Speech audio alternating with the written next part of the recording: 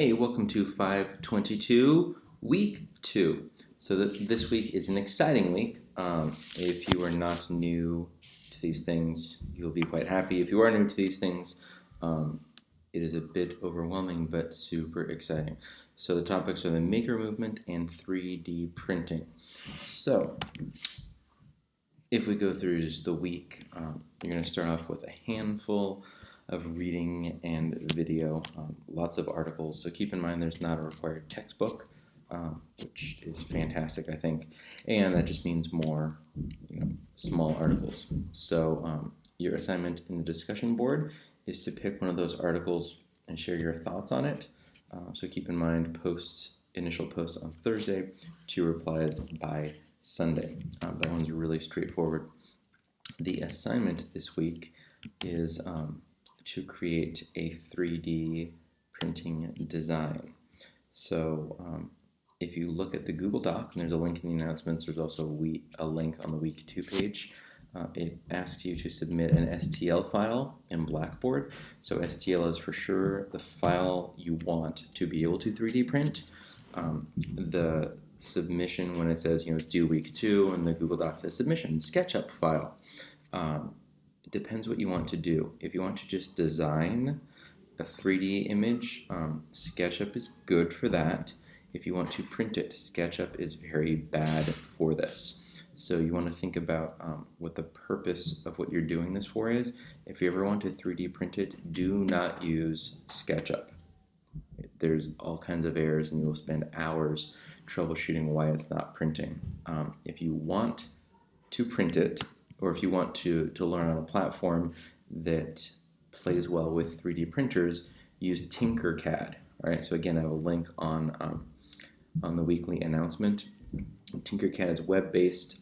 It's easy to find other people's STL files and print them. It's easy to make. Well, not easy, but it's totally doable to make your own files, 3D files, and print them out, or send them to someone and print them. If you don't have access to a 3D printer and you want me to print them, then I can print them for you. We have 1, 2, 3, 4 or 5 3D printers. We have 5. I think 4 might be working at our school. So if you want them, I can print it out for you, and then we can find a time to meet in person. I can get it to you. I suppose I could always ship it to you if you'd like. But yeah, Tinkercad is actually really powerful. I think that, so 3D printing's come a long way. The reason this assignment sticks with SketchUp is because it's a bit more intuitive. So if you've never designed anything in 3D, SketchUp is great for that. But Tinkercad has come a long way just in the last year. So that Google Doc that talks about assignment number 2 that has the description and the rubric gives you all kinds of resources for SketchUp. Again, though, SketchUp does not play well anymore with actual 3D printers. So I think fair warning on that one. This Friday is the Maker Faire up in San Mateo, just south of San Francisco.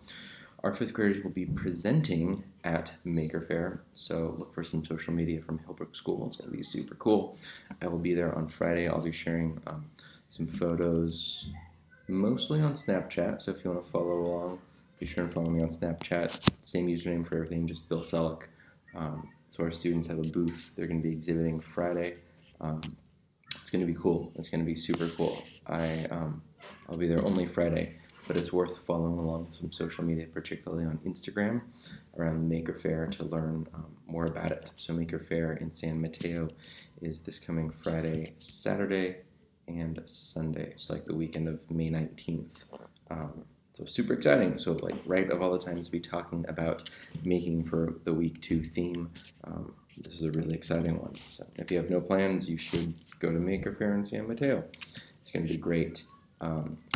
During our face-to-face conversation, we talked about the future of technology and the rapid exponential growth of technology and how that's impacting learning and education and jobs. So in that announcement, the reason you see the first shipment of self-driving trucks from Budweiser, if you're wondering where that came from, That's because we talked for a while kind of about what does the future of jobs look like in America, right? When everything is self-driving, when basic tasks can be automated.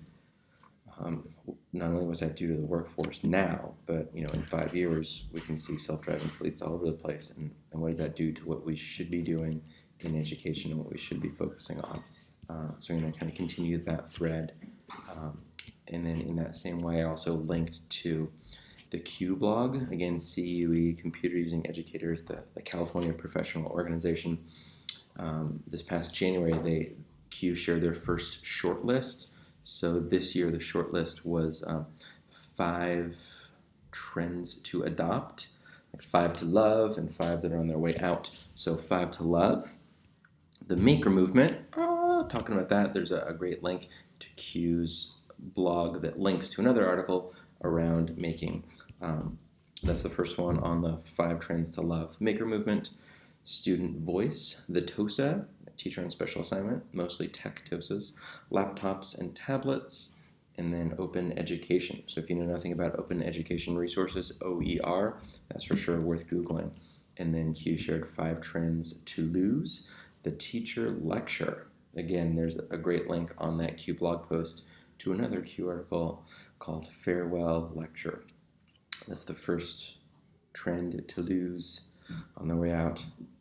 Writing out the other 5, interactive whiteboards, reading anthologies, homework, and paper in the classroom. Not saying that they need to be gone forever, but just they are CUE seeing them in a decline. So super, I think, interesting, provocative, proud of CUE for just putting it out there and saying, you know what, here's the future of education. So it is exciting times. If you have not spent time 3D designing before, be sure and give yourself some time, right? It takes a while to learn and just to figure out kind of how to take an object and rotate it in 3 axes, the X, Y, and the Z. It's a lot. So there's not a lot inside of Blackboard, but there's a lot going on this week, and it's exciting. So reach out if you have questions along the way. And happy week 2, everybody.